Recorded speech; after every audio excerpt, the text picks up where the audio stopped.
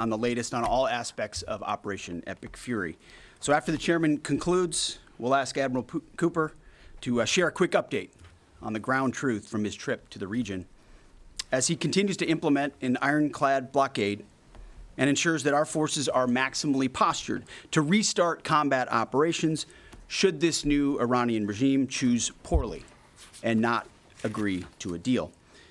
And that is what we urge this morning, that this new Iranian regime choose wisely, which is where we'll start with a message to Iran's military leadership, to the KH leadership and IRGC leadership. We're watching you. Our capabilities are not the same, our military and yours. Remember, this is not a fair fight. And we know what military assets you are moving and where you are moving them to. While you are digging out, which is exactly what you're doing, digging out of bombed out and devastated facilities, we are only getting stronger. You are digging out your remaining launchers and missiles with no ability to replace them. You have no defense industry, no ability to replenish your offensive or defensive capabilities. You only have what you have. You know that, and we know that. You can move things around, but you can't actually rebuild. You can dig out for now, but you can't reconstitute. But we can. We are reloading with more power than ever before, and better intelligence. Even more importantly, better intelligence than ever before, as you expose yourself with your movement to our watchful eye. We are locked and loaded on your critical dual-use infrastructure, on your remaining power generation, and on your energy industry. We'd rather not have to do it, but we're ready to go at the command of our president and at the push of a button. This blockade, which the chairman will detail this morning, is the polite way that this can go. Your energy is not moving and will not move, and we can do this all day. But it's not destroyed yet. Your energy industry is not destroyed yet. You like to say publicly, Iran, that you control the Strait of Hormuz, but you don't have a navy or real domain awareness. You can't control anything. To be clear, threatening to shoot missiles and drones at ships, commercial ships that are lawfully transiting international waters, that is not control. That's piracy. That's terrorism. The United States Navy controls the traffic going in and out of the strait because we have real assets and real capabilities. And we're doing this blockade, performing it with less than 10% of America's naval power. The math is clear. We're using 10% of the world's most powerful Navy, and you have 0% of your Navy. That's real control, and we have a long track record of dealing with pirates and terrorists. But there is an alternative. As our negotiators have said, you, Iran, can choose a prosperous future, a golden bridge, and we hope that you do for the people of Iran. In the meantime, and for as long as it takes, we will maintain this blockade, successful blockade. But if Iran chooses poorly, then they will have a blockade and bombs dropping on infrastructure, power, and energy. And at the same time, Treasury Secretary Scott Bessent and our friends over at Treasury are launching Operation Economic Fury as well, maximizing economic pressure across the entirety of the government. To Iran, choose wisely. The world watched, and so did you, as the U.S. military moved seamlessly from major combat operations to a world-class blockade. We can make that transition again, very quickly, and even more powerfully than ever.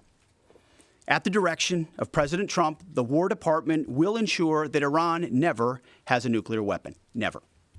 We'd prefer to do it the nice way, through a deal led by our great vice president and negotiating team, or we can do it the hard way. We urge this new regime to choose wisely. Speaking of choosing wisely, a note to the press corps, to the American media.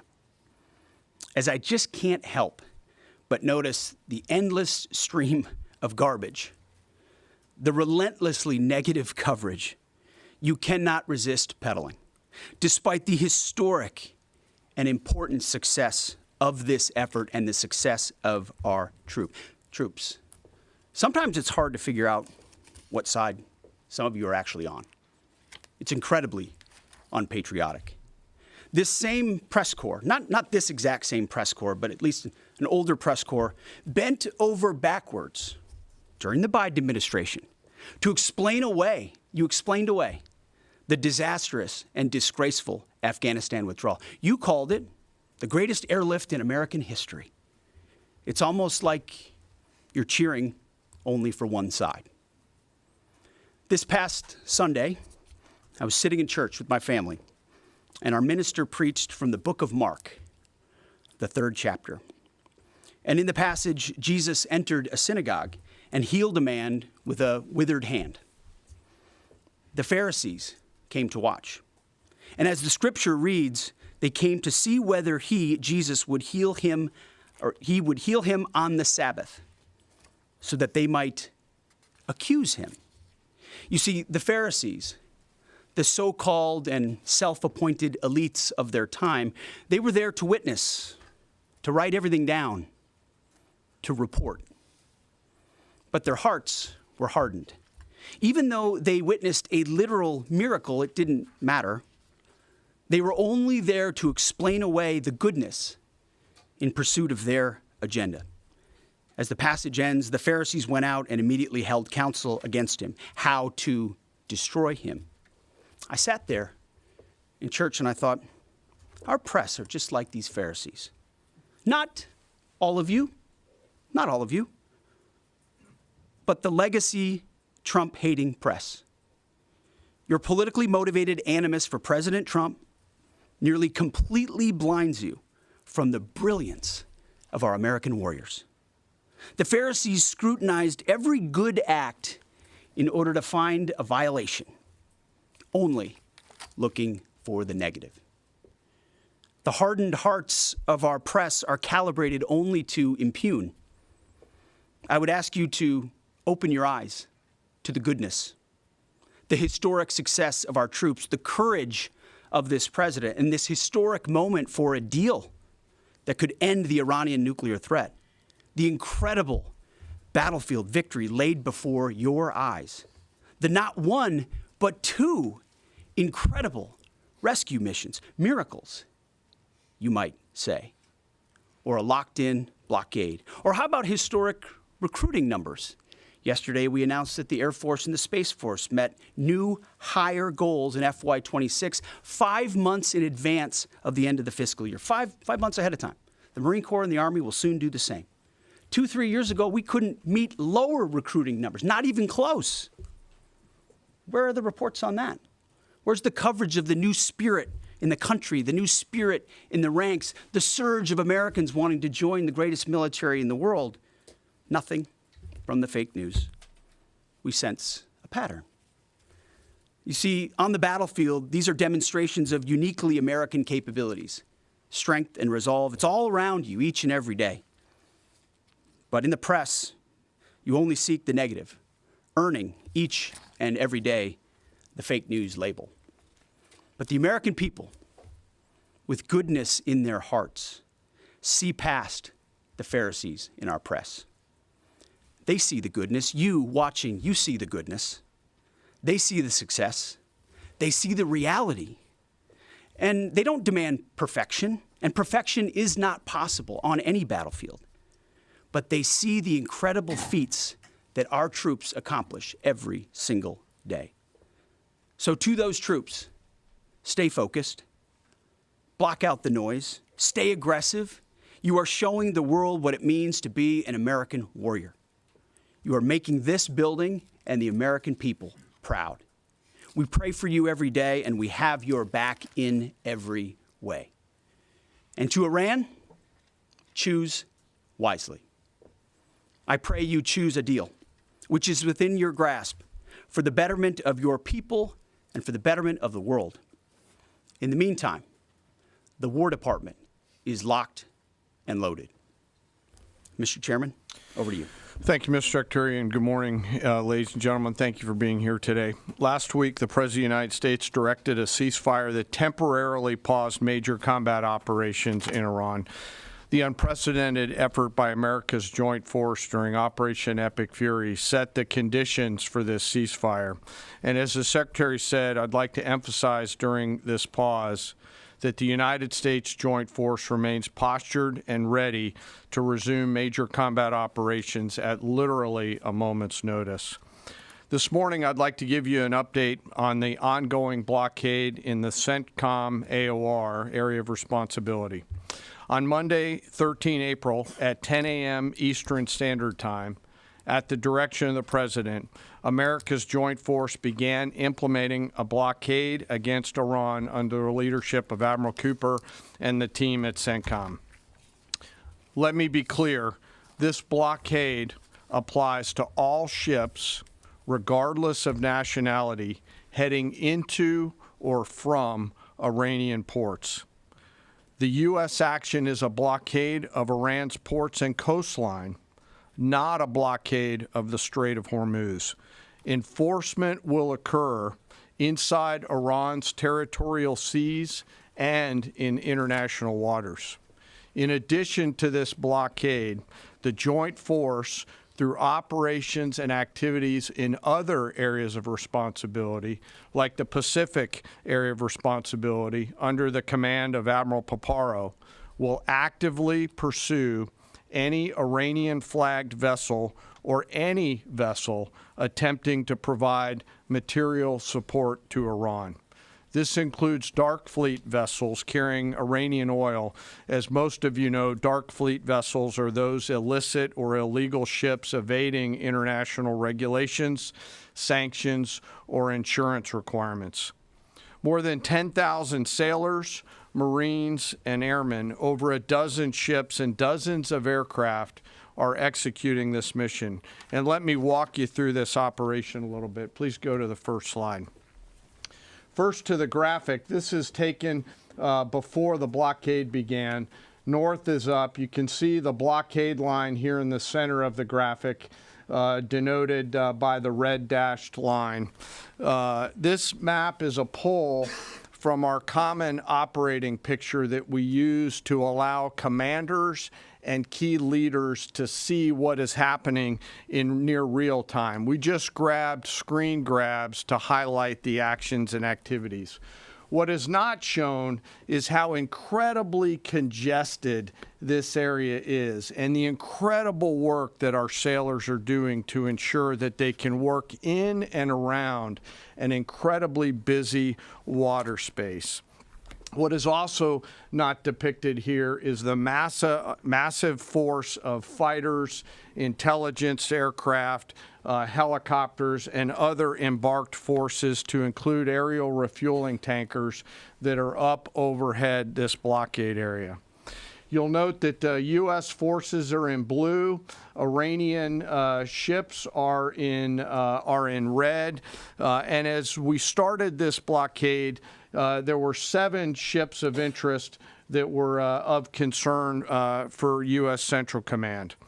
Through a variety of intelligence tools and with the assistance of the Office of Naval Intelligence and other intelligence agencies, the force began to hunt for potential interdictors at 10 a.m. Eastern Standard Time.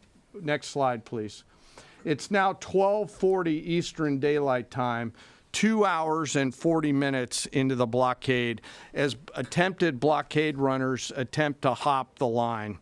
U.S. forces began to commit. Out in front of them was a range of intelligence, surveillance, reconnaissance, and tactical assets. And immediately these runners began to see, sense, and feel America's combat power compressing upon them. The lead ship, normally a destroyer, as depicted here, along with air power off of the USS Abraham Lincoln Strike Group, began to move towards those ships. At each point, the United States Navy will transmit a warning. A young sailor, normally on the bridge of one of those destroyers, a junior officer, picks up that mic and transmits, and I quote, "Do not attempt to breach the blockade. Vessels will be boarded for interdiction and seizure transiting to or from Iranian ports. Turn around or prepare to be boarded. If you do not comply with this blockade, we will use force." And as this message is being transmitted, as I mentioned earlier, those ship masters can literally see, sense, and feel the pressure around them. It's a finely tuned machine, rehearsed multiple times, and executed now 13 times since the blockade has begun. Next slide, please. We're now 24 hours plus into the blockade. You can see the turning around of multiple ships, 12 of which stayed inside the blockade line, one of which not depicted off to the eastern side, turned around before even attempting it. Any ship that would cross the blockade would result in our sailors executing pre-planned tactics designed to bring the force to that ship, if need be, board the ship and take her over. And that includes a series of escalated force options, which could include warning shots and others. Next slide. The final graphic shows taken at 11:20 p.m. the night of 14 April. You can see that the captains of all these ships have made the wise decision not to move, transit, or run this blockade. As I mentioned, so far 13 ships have made the wise choice of turning around. And as we continue to hold this blockade at the order of the Secretary and the President, any vessel that compares to comply with our instructions will be dealt with accordingly. As of this morning, U.S. Central Command has not been required to board any particular ships. And I'll remind you that we are also conducting similar maritime interdiction actions and activities in the Pacific AOR against those ships that left that area before we began the blockade. Before I turn it over to Admiral Cooper, I want to talk briefly today about the men and women enforcing the blockade, America's sailors and Marines, and today particularly our destroyer and surface forces. When we talk about an American destroyer, it's important that you and the American people understand their capabilities. An Arleigh Burke-class destroyer are the backbone of the United States Navy surface fleet. Over 500 feet long, they displace 9,000 tons, and it is the sports car of the United States Navy. From the keel to the mast, they stand nearly 10 stories tall, and their 4 gas turbine engines can drive the ship at 30-plus knots. These ships are armed to the teeth with surface-to-air missiles, land attack cruise missiles, anti-ship missiles, anti-submarine rockets, torpedoes, 5-inch naval guns, multiple electronic warfare systems, embarked helicopters, extending the reach and capability of each and every one of these destroyers. But far and away, the most important weapon on board these ships is the American sailor. Over 300 warfighters are the heart and soul of these warships. At sea, sometimes for months, and these ships out in the CENTCOM AOR have been out there for months. They operate around the clock in a constant state of readiness, always delivering for our joint force.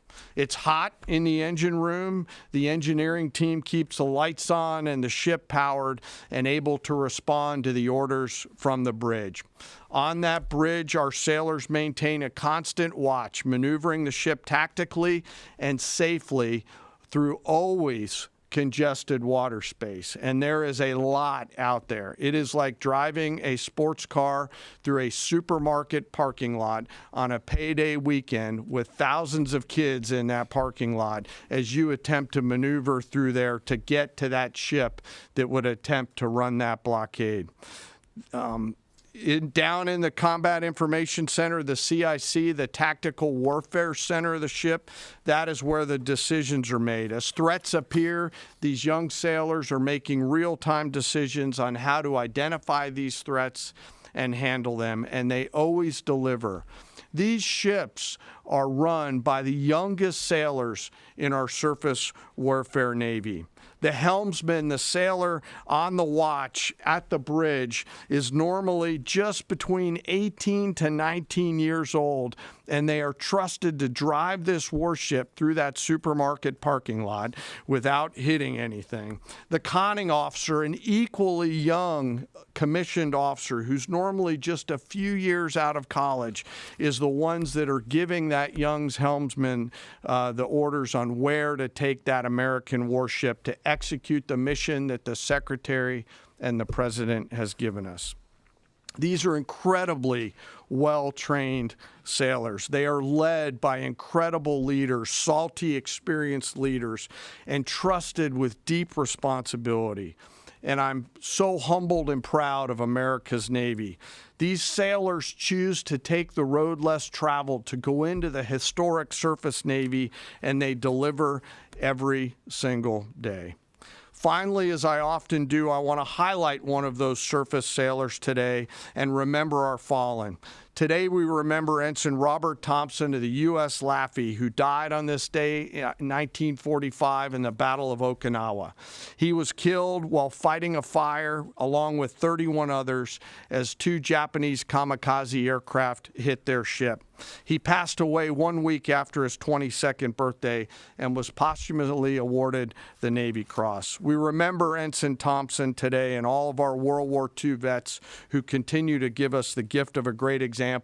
And those surface warfare sailors who are out there doing the job right now take the courage, grit, and determination that those World War II vets gave us into these actions and activities that they're tasked to do every single day.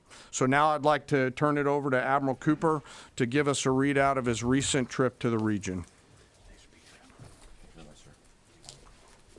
Well, good morning, and Mr. Secretary, thank you for the kind invitation, and Chairman, great to join you. It's a real honor to be here representing the more than 50,000 American service members deployed throughout the Middle East today, supporting operations. And it's great to have the opportunity to highlight the tremendous efforts our warfighters operating forward and the important partnerships with regional allies that continue to thrive. In fact, yesterday I returned from my second trip to the Middle East in the past 15 days. 2 very different visits. One during our offensive operations against Iran, and the second in this most recent trip during the ongoing ceasefire. Very different. During both of my recent trips, I visited with our troops who were deployed across the region in more than 70 different locations, in a distance that largely spans between Florida and Arizona. I've long believed that every success that we have starts and ends with our people, and boy, does this shine through brightly. During these visits, I had the privilege of personally recognizing more than 100 servicemen and women for their extraordinary valor, their courage, and their initiative under fire and delivering fire. And every time I interact with these young men and women downrange, I am deeply inspired by their courage, their resilience, and their unwavering commitment. The stories are remarkable. In many cases, you've seen this play out over TV. Fighter pilots who took out Iranian missile launchers in the moments prior to their launch against Americans and our partners, and who hit key military targets in and around Tehran on the attack more than 13,000 times. I met with some of the teams that helped to bring our F-15 airmen home safely from Iran and heard first-person accounts of the stories. Absolute heroes. I spent time with our troops who are employing cutting-edge tactics and technology for the first time in warfare. I won't be able to talk about what those are, but these young men and women are breaking new ground. It's incredibly inspiring. I met with teams who launched our own one-way attack drones into Iran. These were originally Iranian-designed drones. We brought them back to America, took the guts out, put a Made American stamp on them, and fired them right back to Iran. Very effective. I met with teams who are employing AI every single day to help us sift through vast amounts of information to help us make decisions faster. And importantly, humans are always in the loop in this process. I met with our Space Force teams and our cyber specialists, whose work cannot be discussed, but who serve with indispensable impact. I met with our logisticians and sustainers all over the region. There is just no military that executes logistics like the U.S. military. This group is doing exceptional work, moving thousands of tons every single day. I met with our air defenders who shot down Iranian ballistic missiles. My message for this group in particular is that their actions most certainly saved thousands of lives across the Middle East during Epic Fury. And all told, my personal assessment is, after these couple of trips, is our troops are highly motivated, they're focused, they're vigilant, and they're ready. And they're using this time to do a couple of things. We're rearming, we're retooling, and we're adjusting our tactics, techniques, and procedures. There's no military in the world that adjusts like we do, and that's exactly what we're doing right now during the ceasefire. A little note about partners. My discussion with regional allies and partners, both at the senior civilian level and the senior military level, reinforced our shared commitment to regional security. But beyond that, having now fought together side by side, I assess that our military partnerships are stronger than ever as we continue to maintain a very active defense posture across the region during this ceasefire. And that posture stretches across the entire Arabian Peninsula, and it runs from northern Iraq all the way down into the northern Arabian Gulf. In creating the largest air defense umbrella in the world across the Middle East, we embedded specially trained U.S. military air defenders alongside our partner nation soldiers, side by side, literally side by side. And to give you a sense of their contribution and impact, the King and Crown Prince of Bahrain both personally knew our soldiers by name.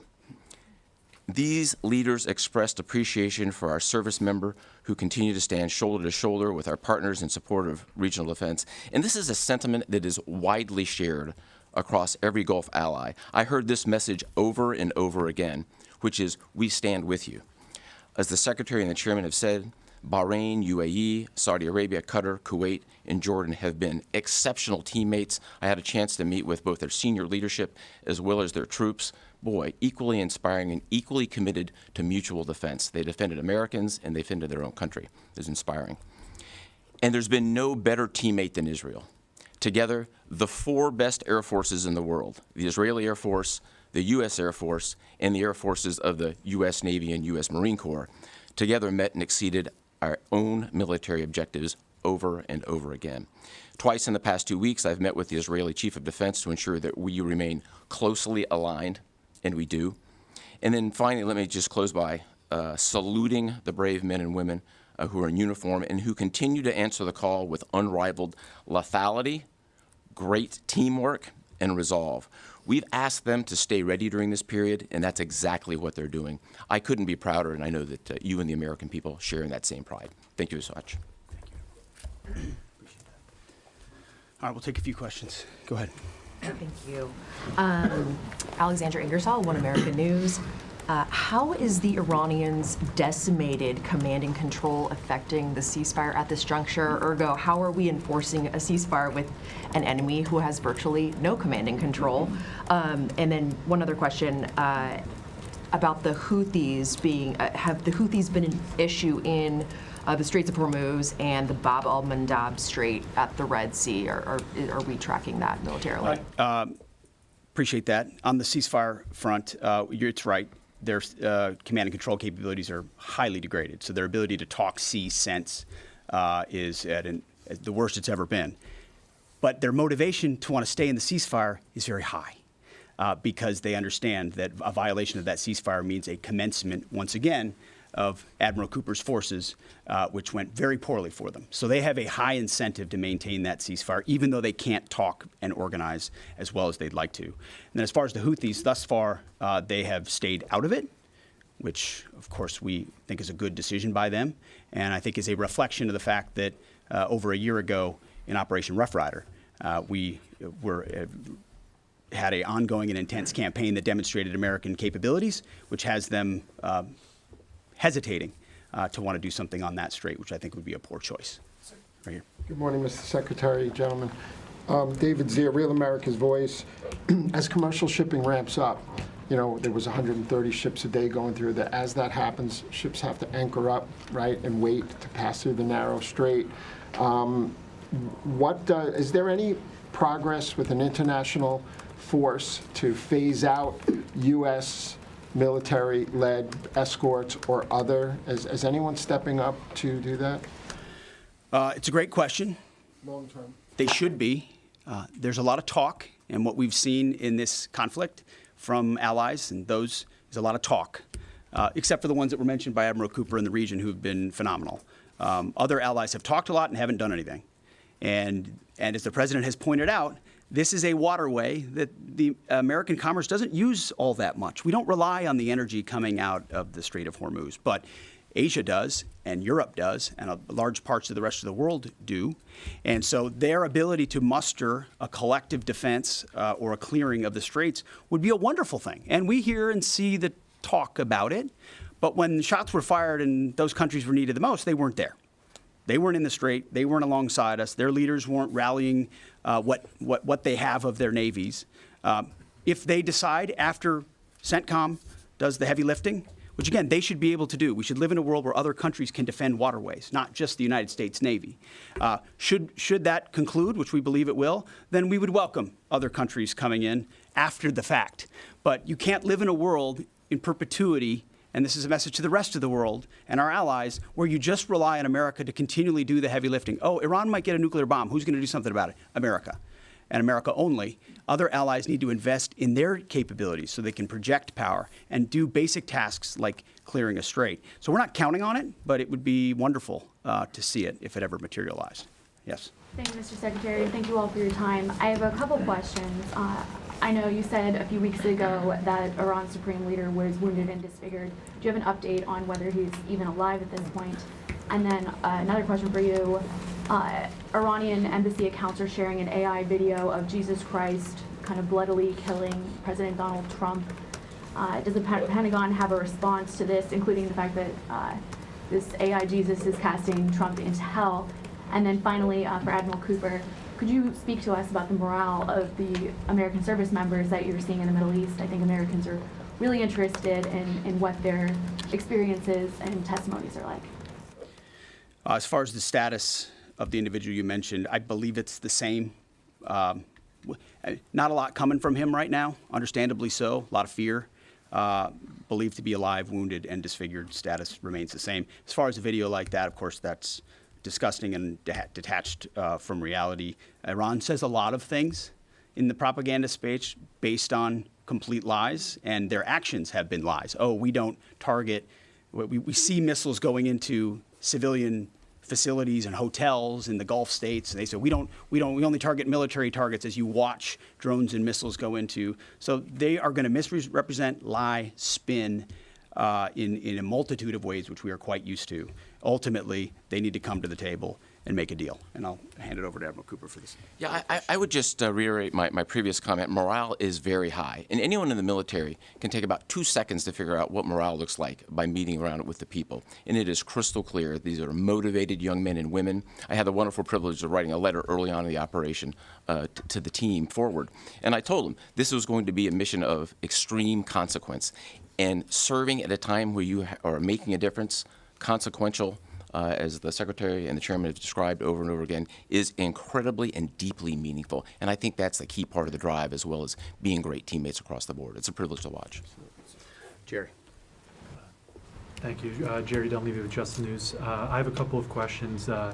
First is some critics of the Trump administration policy, including former NCTC Director Joe Kent, have attempted to claim that the Trump administration's policy of zero enrichment for the Iranians is not actually President Trump's policy, but was foisted upon him by the Israelis.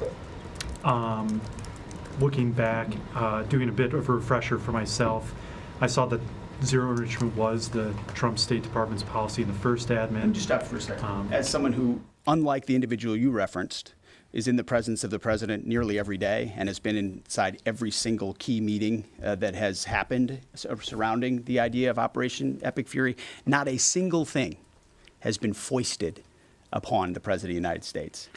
President Trump makes his own decisions about the interests of this country and defending our interests, and then working with allies and partners, in this case, Israel, who's got a lot of will and a lot of capabilities, which we're grateful for.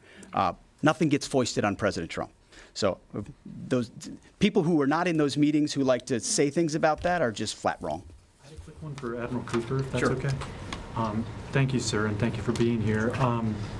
So during Operation Epic Fury, 13 U.S. service members have lost their lives, some of them in an apparent aircraft refueling accident, and some of them from Iranian strikes, including a drone strike. I was wondering if you could share a little bit with us about how those Iranian strikes were able to be successful, and what lessons you've learned, and how you're applying those lessons in the future to make sure that we're able to defend a little bit better against that sort of thing. Sure, really broad question. But first, we will always honor the fallen. And the 13 who lost their lives really helped steel the resolve and congeal the motivation of the forces that are I met many people who knew the fallen personally. I met many who were reported as wounded and are back. 90% of those who have been wounded have been back to duty. It gives you a sense of purpose and motivation. We have collected dozens, if not hundreds, of lessons learned. And as we sit here right now, the Joint Force across the board is taking them and very tactically applying them right now, right here, right now. If I think about a football analogy, if it's halftime or between the third and fourth quarter, great teams are always adjusting, and we are certainly a great team, and that's what we're doing right now, taking the lessons and applying them in a meaningful way. What those are, I'm not going to talk about.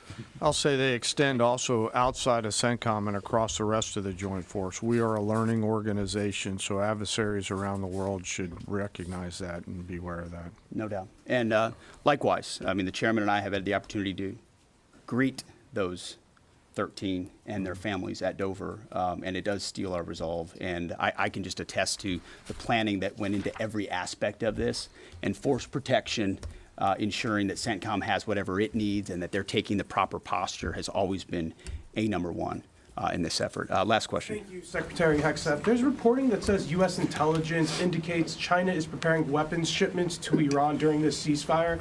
What's your reaction? Are these reports accurate, and what would be the consequences for the Chinese if they move forward with these shipments? Well, as you know, President Trump has a very strong and direct relationship with President Xi, and they've communicated on that, and China has assured us that that indeed is not going to happen, and in the spirit of the meeting they'll have next month.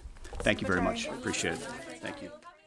You're listening there to Defense Secretary Pete Hegseth, the Joint Chiefs Chairman Dan Caine, and the CENTCOM Commander Admiral Bradley Cooper give an update on the U.S. war against Iran. We first heard the Defense Secretary speaking directly to Iranian leadership, repeating a key phrase multiple times: choose wisely to them, as efforts to negotiate a ceasefire continue. The current ceasefire expiring in about 1 week. From the Joint Chiefs Chairman, we heard that 13 vessels have at this point been turned around near the Strait of Hormuz by the United States as part of President Trump's blockade. Dan Caine there saying that those ships have not needed to be boarded. No vessel has needed to be boarded. And then we had a number of questions from the press on other details and specifics. CBS News White House reporter Olivia Rinaldi was listening to this as well from our Washington bureau. And Olivia, it's the first time that we've seen the CENTCOM commander as part of these press briefings. That was different. What jumped out to you? Yeah, I found that extremely notable that Admiral Brad Cooper, who is the leader of CENTCOM, was in this briefing today to talk about what they're doing during the ceasefire. He was talking about changing the posture. He said that right now the troops are still highly motivated, but he said they are rearming in this time, retooling during this ceasefire period, so that if the ceasefire ends and no deal is made, the U.S. would go back to a bombing campaign. Secretary Hegseth said as much. He said to the Iranians, you say you publicly controlled the Strait of Hormuz, but you don't control anything. He likened them to pirates, to terrorists. So notable there that the Pentagon is still projecting strength in the region. We also know that there's another aircraft carrier that is headed to the region at this point, the USS Bush, carrying some 6,000 more service members to fight in the region. So notable there. Admiral Cooper also pointed out, this caught my attention, he was talking about the military partnerships that the U.S. has in the region, and he said that they're stronger than ever. And by name, he called out Saudi Arabia, Bahrain, Kuwait, the UAE, and Qatar, and said that their dedication to this and their service member dedication to this mission is equally inspiring and committed. He also said that there's no better teammate than Israel in this war.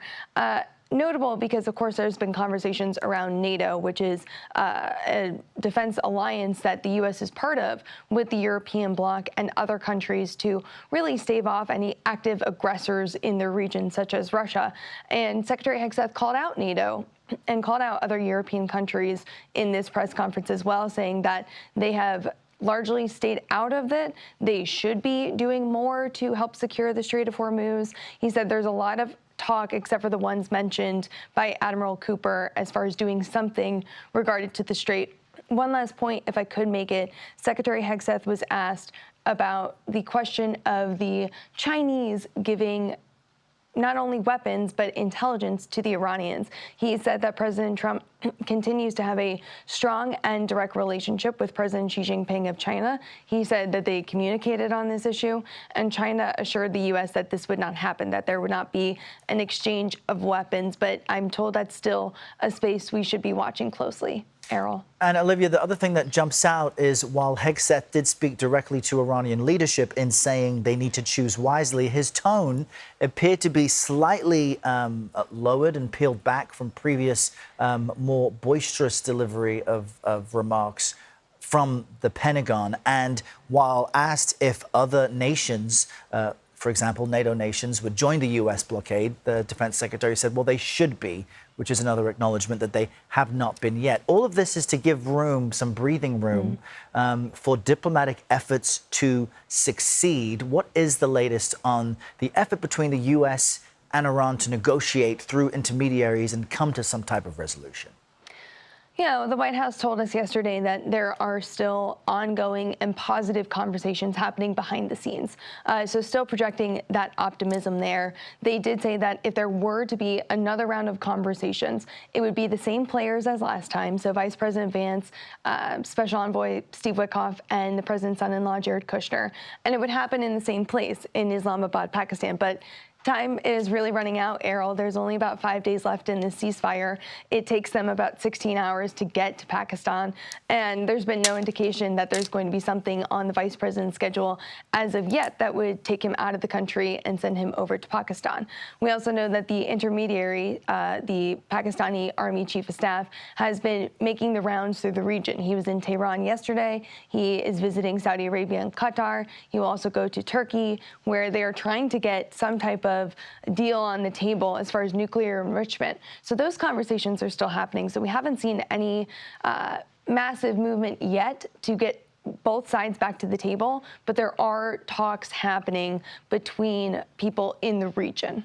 Yeah, and meanwhile, as all of this unfolds, energy prices are creeping up, and a lot of American viewers know that the price of gas also continues to tick upward. Olivia, thank you so much. Our viewers will be able to see you throughout the day. We will have much more coverage of this major story for you at 9 Eastern here on CBS News 24/7. But for now, let's get you back to CBS Mornings. I'm Errol Barnett.